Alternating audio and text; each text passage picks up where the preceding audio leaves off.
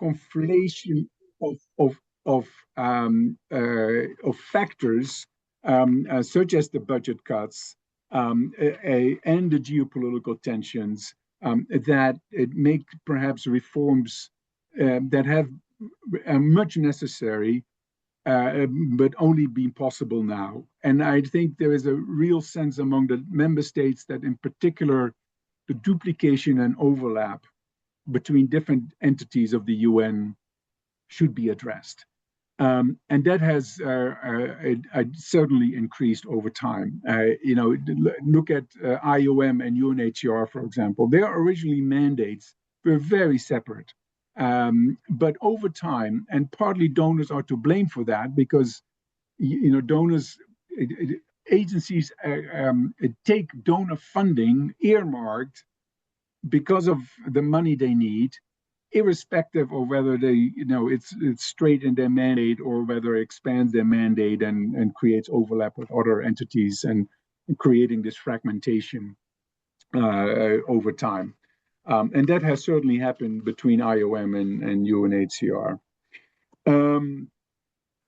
So first of all, when the UN80 was launched in March by the Secretary General, it was basically a press release of one page. I mean, it was really very disappointing, and it was very difficult to get any more information out there. I mean, maybe there was some more thinking going on, but it certainly wasn't communicated well. And the Secretary General, when he presented it, was basically talking about moving posts from high-cost duty stations such as New York and Geneva to lower-cost duty stations like Nairobi. And it is actually not that straightforward in that regard.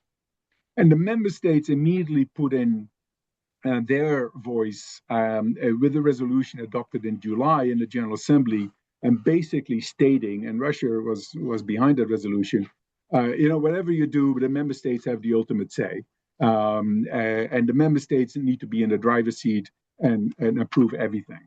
And there is a little bit of a tension there because the developed countries are more sympathetic to the idea that there are actually some areas that are really within the authority of the Secretary General, such as internal coordination mechanisms and things like that. So and within the member states, the G77 have been very strong in saying the UN has three pillars: development, peace and security, and human rights, and we cannot ignore the development pillar. A development pillar is the one that is really important to us, and there shouldn't be any cuts that distorts this balance between the three pillars. UN80 had three work streams from the very beginning. The first was a revision of the budget for 2026, and the Secretary General actually just presented again to the Fifth Committee, which goes on budget and finance and the General Assembly, the revised budget for 2026.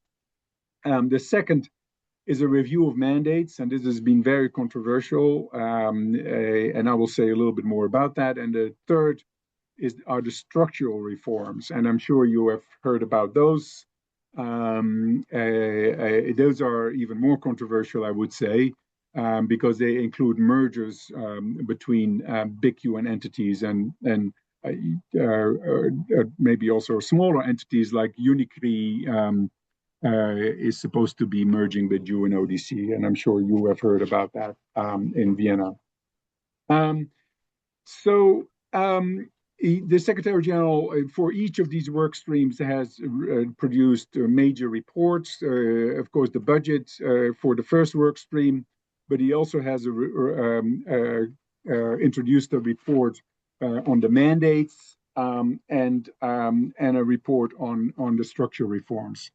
Anna, maybe I can share a few slides if I find yes, out how I think to do you that. you can Yes. share, no, Tobias? Yes. I think you have the authority to share. Yeah. Yes. Use sharing my screen. I need to find that thing that I wanted to share. Yes, it must be another window. Yes. Sorry about that. It's a nice picture of us. Yes, it's a nice picture of you. where is my, this is, okay, no, here we go. This is it. This is it. Okay. Found All it? right. Can you see Great. this?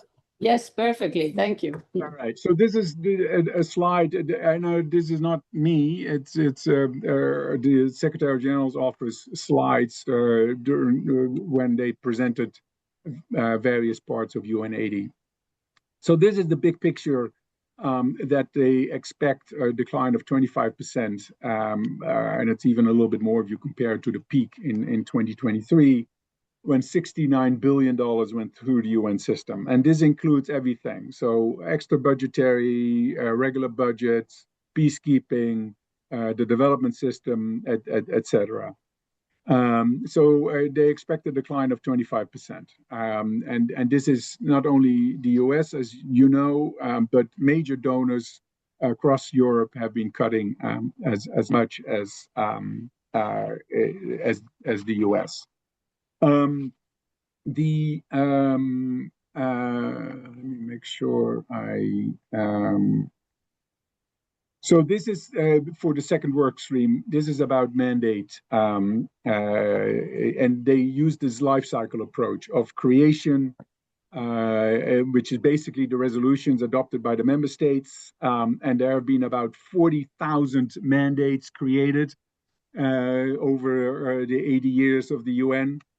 The delivery, so that's basically the implementation, and then the review phase, which includes evaluations at the end. So with regard to the creation, there is a strong evidence that, first of all, reports, the number of reports have increased by 20% just over the last, 8 years. The resolutions have become longer and more complex. So the mandates have become also much more difficult to discern from the resolutions. And then there has been the other issue that has been on the table is the periodicity of resolutions. So there is apparently, very strong repetition of the same topics, annual resolutions that are adopted on the same topic, and actually these resolutions change very little from year to year. If you look at the funding, so no, sorry, this is the repetition of the reports. So 66% of all the reports that the UN produces are annually or even more frequently. And so in particular, for peacekeeping operations, there are reports that have to be produced every 3 months or every 6 months. If you now look at how often these reports are used, the statistics that are often cited is that 64% of the reports are downloaded less than 2,000 times. And I think this is a very, very biased and irrelevant statistic, in my view, because many of the reports are really only supposed to be read by a few people in each for each country. If you look at if I have 193 member states, and if you look at the very specific and detailed reports that go to the Fifth Committee, for example, on budget and finance, I wouldn't think that more than 2 or 3 people read these reports. It's only the flagship publications, like the Global Study on Homicide, that you really want to be downloaded, thousands or millions of times. But most of the reports that the UN produces are really, part of the oversight mechanisms that the member states impose themselves, and are not supposed to be read by millions of people. So let me move to this slide. So this is with regard to the delivery phase of the mandates and of the funding. So about 80% of all funding on the UN for the UN is voluntary funding. And only 5% comes from the regular budget through which the Secretariat is funded.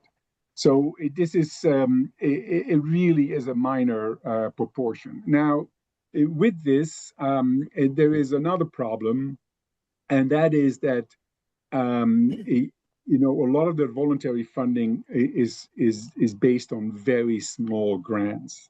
So 63% is smaller than $1 million. So that creates a lot of transaction cost and reporting cost, et cetera. A grant of 10 million or 100 million, generally requires the same reporting and transaction cost as one of 1 million. I don't think it's completely proportional, but it is certainly an important aspect of that. Of the fragmentation leading to transaction cost and the earmarking, of course, in particular. I just wanted to show this slide because it's so interesting with regard to goal 16 that we all feel very close to. Like 80% of all SDGs, 80% of the funding for each SDG goes to 3 or 4 UN entities. So it's very concentrated. So for goal 16, you can see that 80% of the funding goes only to 3 entities. And UNODC might be one of them, but I don't know actually. But also there are 23 entities involved in implementation of goal 16. So that is the largest of any of the SDGs. All right. Let me jump to the final cycle, the final phase of the cycle of the mandate reviews, and that is the review and evaluation. So on the this chart is just interesting because there are so many UN entities that are working somewhat sometimes in the same areas, but the number of entities is very big, 140 or more. But it also shows the different parts of the UN system in different colors. I think Anna might have shared already these slides that I'm showing. No, but we will, so participants can receive a copy. And can kindly agree to share the presentation. So thank you. You can look in more detail where your entity is, etc. But this is one of the slides that has been shown and talked about a lot here at the UN. So this was generated by AI. There are a couple of data experts working on UN80 that have generated graphs like this. And it's supposed to show duplication. I mean, I also am very critical of this chart because if you look at this chart and your eye goes immediately to the upper left-hand corner where there is most overlap. But if you then look at which entities are we talking about, is the regional commissions are there. Yes, of course, the regional commissions work in exactly the same area of work. I mean, they all work on the SDGs, they all work on policies and macroeconomic policies, but they by definition do not duplicate each other because each works in a different region. So it's a very, I think, imperfect tool. And actually, Guy Ryder, the former Director General of IDLO, who's now leading this effort in the SD's office, has said sometimes that. He gave the last meeting that was here like a week or 2 days ago, or a week or 2 weeks ago.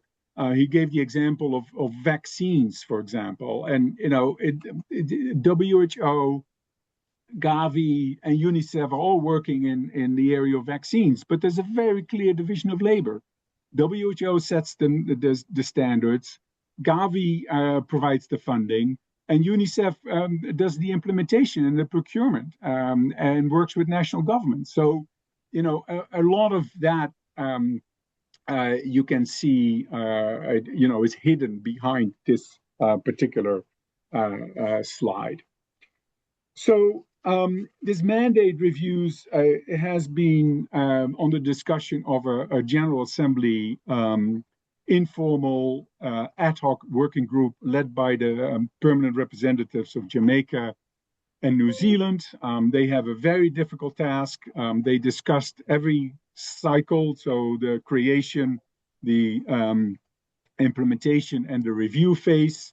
Actually, tomorrow is the last meeting of the review phase, where member states will provide their comments.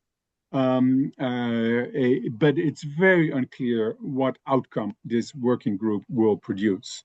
And I don't think the co-facilitators or the co-chairs are very clear on that either. The last time the PR of New Zealand said, well, maybe the success is how many mandates we can eliminate. Well, that was tried before in 2006, 2007, after the 2005 World Summit, and they eliminated out of, I don't know how many, I think there were like 20,000 mandates that they reviewed at that time. They eliminated 5. And the problem often is that for each mandate, there is a very strong constituency, sometimes only one country, but there are very strong constituency behind each mandate. So as soon as a mandate comes up for elimination, there is a real, the political machinery that is set in motion to prevent the elimination. So I, maybe I say one more thing on the structural reforms, and that is the work stream 3. The Secretary General has put proposals on the table, but a lot of them has to be approved by the member states. There are only a few that are really in the purview of the Secretary General, like, as I said, coordination within the UN system or something like that. Although there are certainly member states who also think that has to be decided by member states. But of course, all the mergers that are on the table, UNFPA, UN Women, UNDP, and UNOPS, and there's a line of, we will consider and explore other mergers. All of them have to be approved by member states because they are created by member states.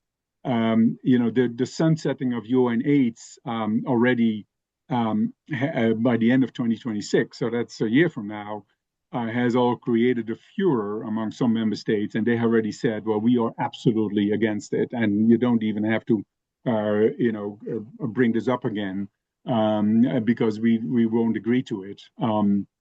And in fact, there was already a really strong process for reform within UN8 that kind of was ignored. So, I mean, yes, as I said, the Secretary General presented the revised budgets yesterday, and that includes some of these reforms.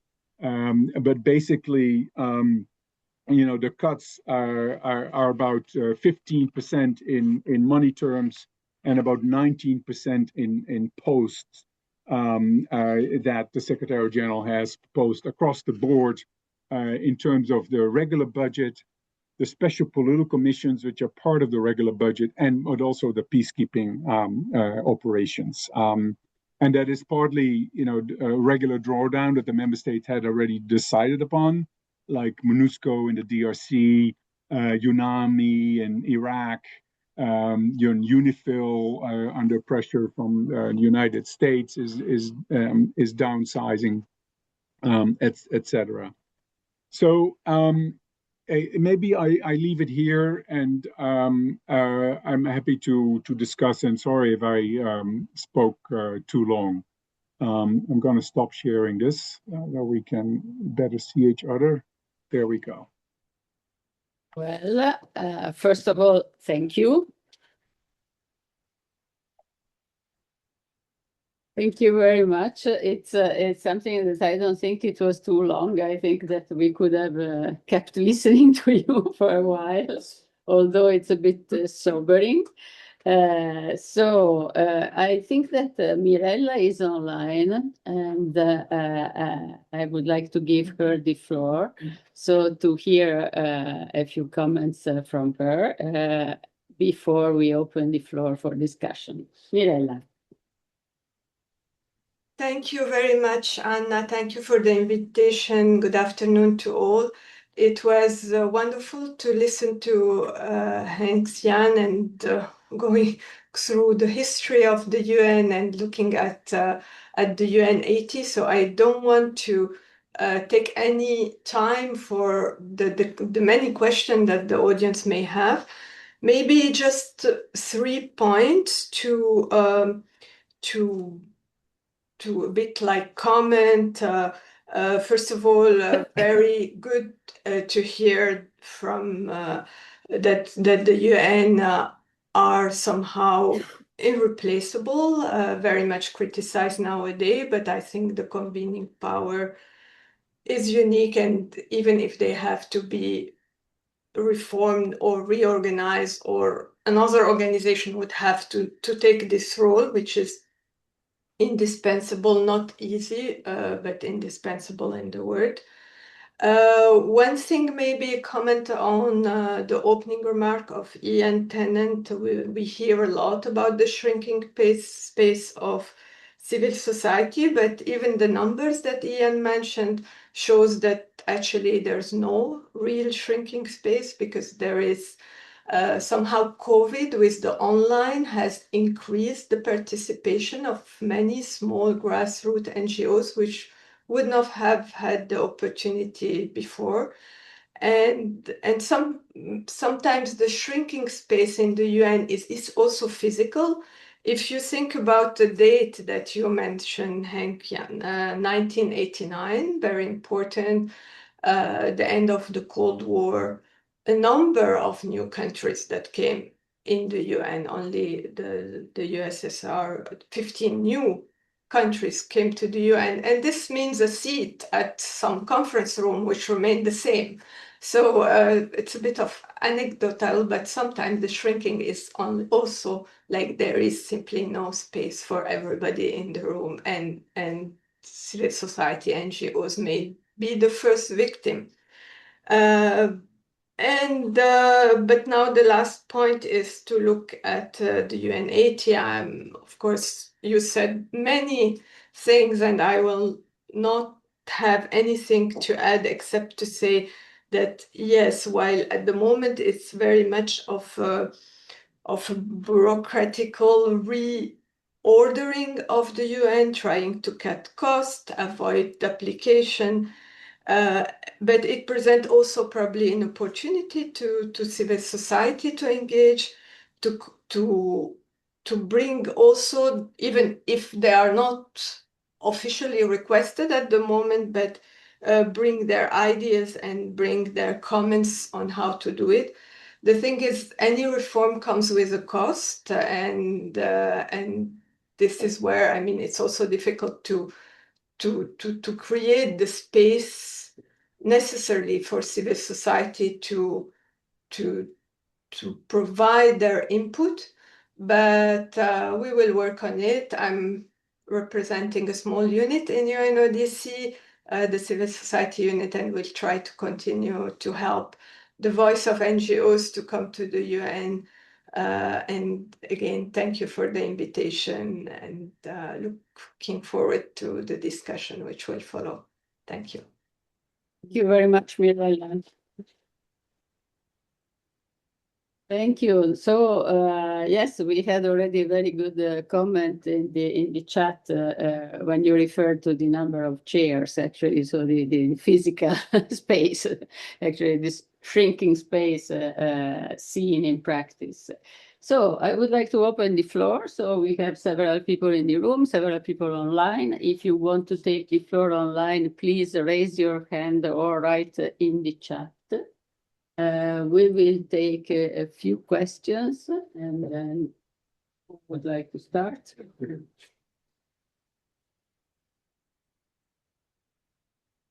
Be shy, please. Introduce yourself so that I'm not sure if this will be a question or a remark.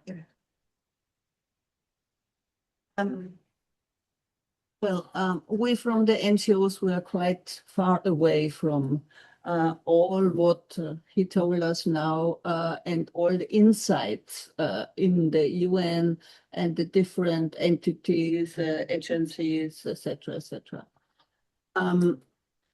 But what we always find out is that what he's already stated, that the UN, the institutions are working in quite close silos.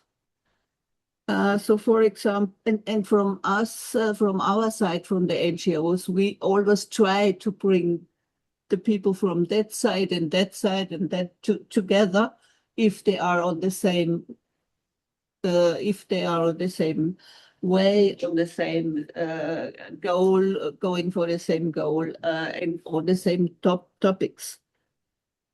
For example, we have here at the UN80 the environmental crimes, and the UNEP is working on environmental, not crimes, but on the same topics. But do they work together? I mean, the UN parts together? Question mark. We, from the side of the NGOs, we try to work together, but if the UN, I'm not sure. Or, for example, the UN-ODC works on access to justice. You mentioned it. This year, no, next March, the CSW-70 will be with the primary topic, access to justice. Do you work together on the level of the UN, or only the NGOs try to work together? Thank you. Good point. Thank you, Angelica. I think that maybe you can repeat who you are, so because with that way. My name is Angelica Hoffmann, and my organization is, my NGO is called Servus International. Thank you. Another question before we go back to Hank-Jan. If not, then I may follow up a bit to what Angelica said. I would like to ask Hank-Jan about the different diplomatic communities in the different headquarters of the UN. That may be one of the problems that Angelica was referring to. So how, I don't know, New York, Geneva, and Vienna may prefer, in quotes, certain topics, certain issues, and deal with the same issues in different ways, perhaps. So is this only our impression, or is it something that you see also in the work of the different UN agencies? We have a question now from Jamie Bridge. Jamie, nice to see you. Thanks so much. Yeah, no, thanks for this. Sorry, I can't obviously be there in Vienna, but yeah, quick question about the UN80. Maybe it is to Hank-Jan, or maybe it's to others in the room. But my understanding is that with UN80 so far, across the different work streams, there has been virtually no civil society engagement as part of the review process. Which I think, Hank-Jan mentioned the Charter, and the Charter mentioned civil society, and Mirella talked about, shrinking civic space, which very much is a real thing and a real problem. And I think, if we're not involved at all in this really important process and review, then that goes to speak more to the shrinking space and you know, shows how kind of undervalued our inputs really are. So I guess what I wanted to ask, because I think many of the committees that have co-hosted this call are members of are committees of Congo, or are certainly linked to the Committee on NGOs. I was just wondering, if has there been any engagement? Is Congo centrally involved in the UN80 process, or any of you as committees centrally involved in the UN80 process? Because from where I'm sitting at the moment, I'm not seeing any civil society input or engagement in this whole process to date, and that worries me. Thank you. Thank you very much, Jamie. Thank you. We are putting a bit of salt in the wound here, I think. We can perhaps ask Hank Jan to give us feedback on this first round. Thank you. No, thanks so much. No, all very good points. You know, I think starting with the last question, I think you're right. There is, I think, very little engagement with civil society in with regard to the General Assembly informal ad hoc working group on the mandate review, for example. And that is probably in contrast to other processes. I remember the negotiations on the Pact for the Future, for example, the Digital Global Compact and the Declaration of Future Generations, who actually all had different co-facilitators. They always made a point about meeting with multi-stakeholders. And that it has not been the case with UN80. I think it might have been driven by, the idea, and I'm not trying to rationalize it because I do think it's a mistake, but this is clearly in the purview of the member states, and the member states have to decide on these mandates, and the mandates are created by member states, and so we don't need civil society at the table. I think it really is a mistake, because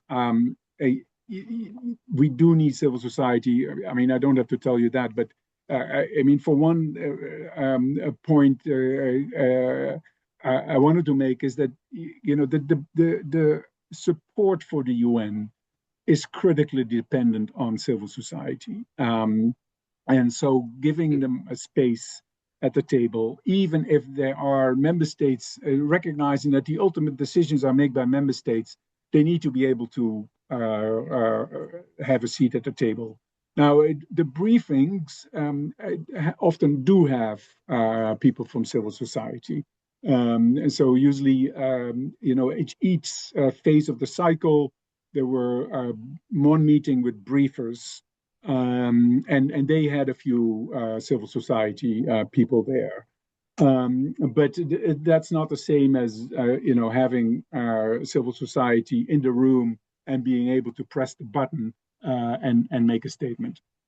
On Anna's point, I think you're absolutely right. The diplomatic community is very divided because it often, because there are different ministries dealing with it, or different people are dealing with it within the same ministry. And you can see that sometimes in New York as well, in particular, for example, on financing for development, which really was often led by the finance ministries or economic ministries, and they didn't talk to the foreign ministries. So in New York, the diplomats are really guided by the foreign ministries. In Washington, the IMF and the World Bank, it's the finance ministries. In Rome, it's the agricultural ministries. And you can see in New York even that the person who does the second committee doesn't talk to the person who does the sixth committee. And there are very few missions who are very good at coordination among these different people within the same mission to the UN. And so, let alone coordination between different ministries within the same government, or between different missions in different locations, even if they are coming from the same ministry. That coordination is just really very poorly done among the vast majority of the member states. I think the Russians were very good at that, and I think the Russians really stood with head and shoulders above all the other missions with regard to that. There was nothing that escapes them, not a penny, not a comma, and I feel like it might have something to do with central planning that they were used to. Everything was coordinated in Moscow, and that's still the same with the diplomatic community. Just to say that, of course, Russian diplomats lost all credibility after they invaded Ukraine, and nobody wants to work with them anymore. Don't quote me on that one. But I think I answered your point, Anna. Going back to the first point, so silos within the UN and working together. So I mean, this is a topic very close to my heart, because I worked in the Peace Building Support Office, which was supposed to bring the entire UN system together around peace building, and including the development actors, the human rights actors. We tried very hard also to bring the humanitarian actors on board on peace building. That was the most difficult, but of course also the peace and security pillar.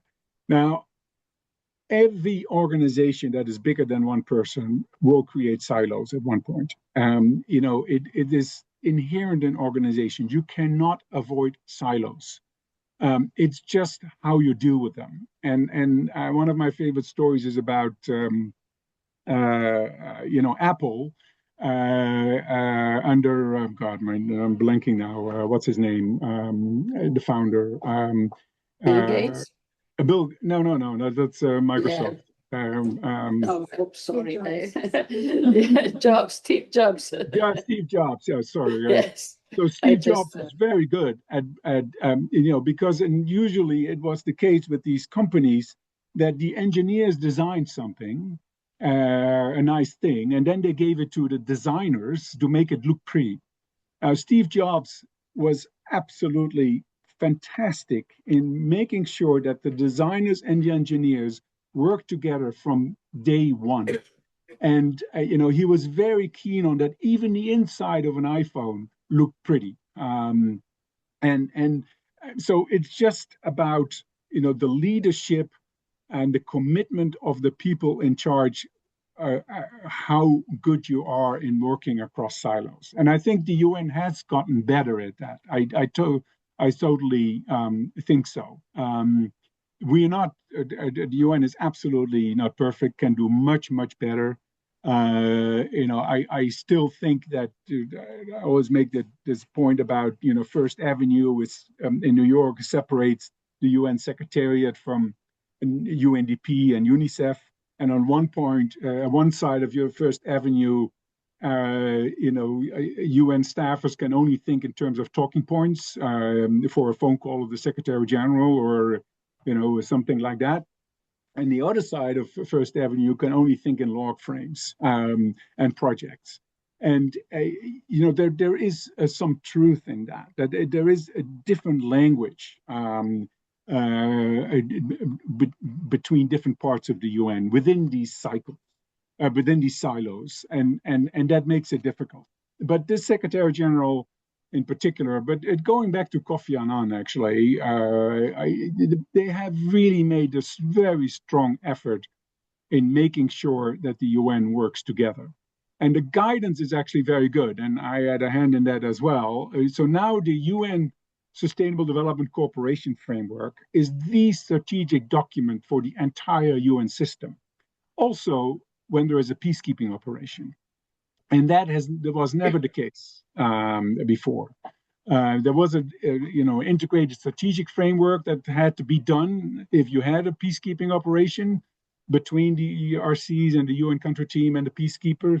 But that was, that worked in some countries, but it didn't work in others. And it was a separate document. But now the cooperation framework is the planning document, and the common country analysis is the analysis framework for the entire UN system. So, the guidance, the messages from the top are there.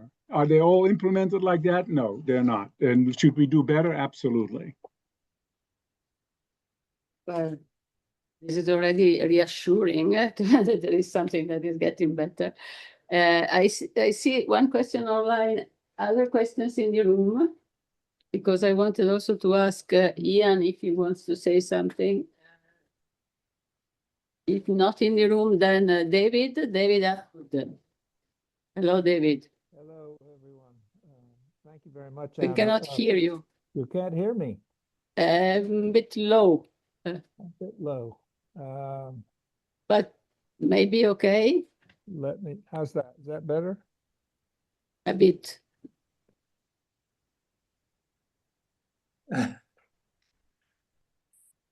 Try to speak now. Now he's muted. Now muted. Sorry. Can you Now, hear me okay, now? perfect. Yeah. Okay, thank you. I'm sorry about that. I just want to thank you all for this fascinating afternoon. Henk-Jan, we really had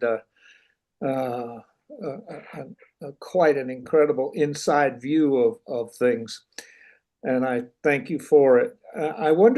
I'd like to ask a question related to civil society and its relations to the UN. If we talk about UN reform or reform of the processes, NGOs have also got a tendency to get themselves a bit stuck in their ways. I just wonder, as we have an growing increase in civil society interest in engagement with the UN across the whole range of fields that you've mentioned, and Ian has mentioned as well. And there are processes for, enhancing the role that civil society can play. Are there things that you, as now being part of civil society yourself, but having been so much a part of the UN, things that we have, for example, the whole Congo process and things of that nature, but are there reforms among NGOs, ways of working towards the UN that you would see as kind of important to enhance that NGOs can do for themselves, that would enhance their access to expertise contributed, et cetera? You have any kind of observations of that sort that you could lend to those of us who work in all the different ranges of civil society organizations? Thank you very much, David. Good point. So any other questions online or in the room? Then we ask Henk-Jan to answer this question, and then we close. So Henk-Jan. I think a lot can be done, but it's not only, I think, in New York, and that's, I think, part of perhaps the problem, because a lot of, I think, civil society focuses on New York, and I mean, New York is, or other headquarters, Vienna, Geneva. I mean, I do think that they're very important processes, and there are ways to really help put language in resolutions or agreements that really help civil society. In one of my previous jobs, I remember we were able to, there was a phrase in a report of the Secretary General on financing, and we talked about inclusive financing. And, NGOs have come up to me and said, that phrase was so important to us because it gave us a mandate. It gave us, a reference point. And so I don't want to minimize that. You know, I hope that I'm not become now a target of all of you, but you know, you probably remember the Cardoso report in the early 2000s, former president of Brazil, who wrote a report on a relationship between the UN and civil society, and I was in the Secretary General's office at that time. And I wrote with a colleague the reply of the Secretary General to that report and put, you know, a couple of recommendations in that report. And I don't remember all of them because it's 20 years ago. But one of them I do remember, and that was hearings, that the General Assembly should organize hearings before major events. And this was, you know, civil society hearings. And I remember these hearings that were organized just before the 2005 World Summit, and you know they were absolutely fantastic. I mean, I cannot tell you how a woman and I still remember from the Philippines talking about sex trafficking, how an incredible impact that young woman had, and that can be, you know, had a bigger impact than any statement by any member states, you know, for 10 years or on that topic. And so these hearings that lasted a couple of days, you know, really brought so many civil society actors to New York and had that opportunity to interact with member states in a very much more profound way. You know, I mean, other example, the high-level political forum, you know, on the SDGs. I have the pleasure of attending the one over the last few years, and I've been saying the most interesting parts of the HLPF are the side events. I mean, that is where the most interesting discussions and take place, and member states agree with that. You know, it's these statements that are being read and cleared in capital, and you have 2 minutes, and then your microphone is cut off to read a statement that was cleared in capital, and then one after the other is just utterly boring. And it's only the member states who actually can speak without reading a document that gets the attention. You know, the Canadian ambassador, Bob Ray, who just retired a few weeks ago, was a master at that. And, you know, I rarely saw him reading something. I mean, he had something in front of him, but he was able to talk from his heart with an eloquence and a commitment that really got the attention from everybody. And so, you know, that civil society is very good at that. That's really my point. You know, diplomats are not good at that at all. I mean, they used to be good at it in the 1950s and 60s, when, you know, you didn't have emails and you know, everything has to be cleared in real time by capital. That was not the case. The ambassador had much more power. So, but I wanted to say one more thing, I think, on this, and that is, you know, the local level or the national level. I think civil society has just such an important role in keeping the pressure on member states on the accountability of what they agreed in New York that is actually implemented. And that is such an important role that I think, you know, very few people and very few entities or organizations can do. You know, social movements are the most important factor for change. And you see that in climate change, you saw that in the landmines, you know, despite the pushback at the moment, that is where, you know, societies change. And of course, you saw it in the US with the civil rights movement. I mean, there are endless examples of this. And actually, the Pathways for Peace report, the UN and the World Bank did, like 2/3 of the really fundamental changes towards, you know, civil liberties were because of social movements. And they were usually non-violent ones. Non-violents are much more effective than violent ones. So, you know, that work at the national level of civil society is so critical. And maybe then one example, we worked, when I was in the Peace Building Support Office, we worked very hard to get language in the resolutions on the peace building architecture about local peace builders and the role of women and youth in particular. And I think that's this one word, local, 5 letters, that I think was so important for civil society at the national level, that gave them an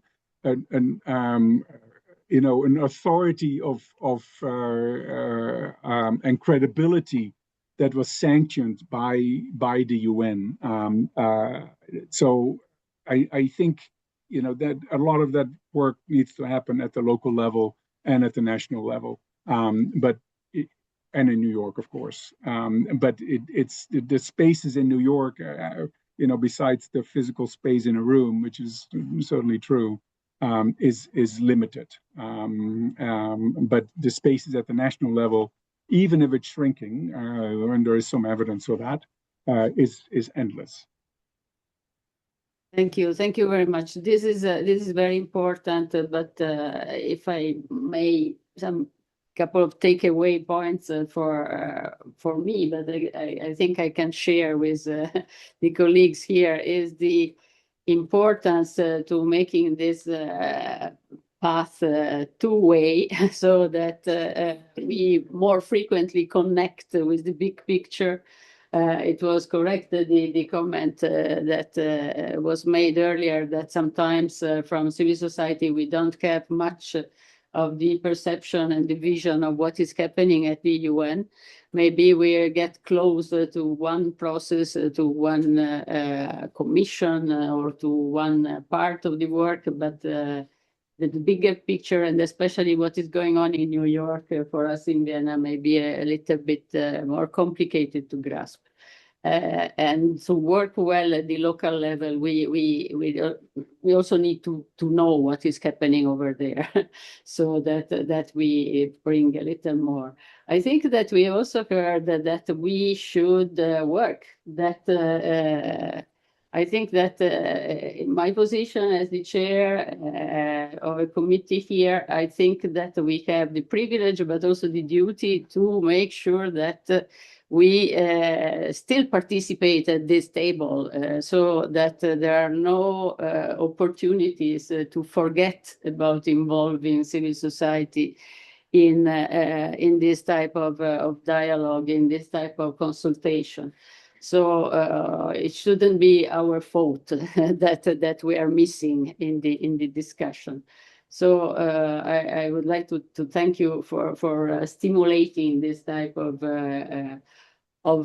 ideas, so making the commitment stronger if possible. And before we are getting close to the end, I think I would like to give the floor to Ian again, if he wants to say something. Ian? Yeah, sure. Thanks. Thanks, Anna, and thanks, Henk. Ian, you've really given us a lot to think about and put a lot of our current struggles into context of what you've seen over your career, and I think it's always useful to look back on the past crises that the UN has had, as we try and grapple with the ones facing us now.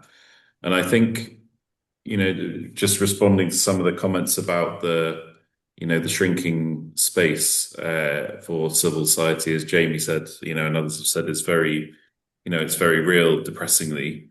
But I think, it's kind of what you said and what we've discussed today really gives us, the encouragement to keep trying to engage, but also to make sure that, because a lot of the time, some of the challenges that we have are convincing, especially smaller NGOs working on the ground, convincing everybody to stay engaged and convincing everybody that it's worthwhile and they can actually have an impact. And the example you gave of, sometimes it can seem a bit idiosyncratic, the way we deal with resolutions and, small victories on wording here and there, but it can have a real impact. So it's always important to to remember. Yeah, so just from my perspective, as you know, we come to the end of this year, we at least in Vienna, we have a lot of work coming up next year with the Crime Congress, with all the usual range of meetings, and with restricted resources, not only for the UN, but also for the civil society trying to engage as well. So it's going to be a challenge, but it, you know, we'll take forward some of the lessons and the examples that you've outlined today. Thank you very much. Thank you, Ian. And I don't know, Mirella, would you like to say something again, or no? If yes. All We was cannot- said. That was a great session. Thank you. Thank you for being here. So I would like to thank everyone, and to thank Henk-Jan especially. It was great to reconnect, and really thank you for the material that you kindly agreed to share. So everybody will be able to get a copy of your slides. Maybe we can try to meet again and to see what's happening, you know, and trying to give a small contribution from our side, but hoping that this process is not really a desperate move, but it becomes a real constructive commitment from member states to do something meaningful, not only reducing 4 mandates. So thank you again. Thank you. A big round of applause.